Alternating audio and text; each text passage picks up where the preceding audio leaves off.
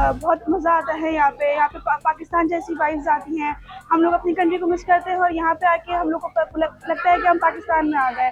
तो हमने मेहंदियाँ लगवाई, चूड़ियाँ ली और बहुत बहुत ज़्यादा मज़ा आया यहाँ पे।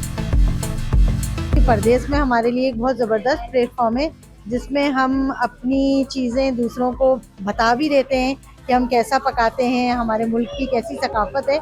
और अल्हम्दुलिल्लाह और नए लोगों से मुलाकात भी होती है, मिलते हैं। और ये है कि ये बहुत बड़ा सैयदात ग्लोबल हमें बहुत बड़ा प्लेटफॉर्म देता है, जिससे हम आगे बढ़ने के हमें बहुत से मौके मिलते हैं। आज चांद रात है। चांद रात का बाजार चल रहा है, बहुत गहमा गहमी है, बहुत जोशो खरोश लोगों में नजर आ रहा है। बहुत पब्लिक आ जाई हुई है माशाल्लाह से। चूड़ियां पहनी जा रही हैं, मेहंदियां लगाई जा रही हैं और माशाल्लाह से हर एक के अंदर एक खुशी नजर आ रही है।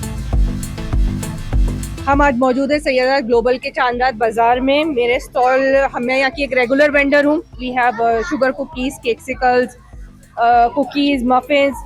वी हैव और हमारी सारी चीज़ें जो है वो कस्टमाइजेबल हैं।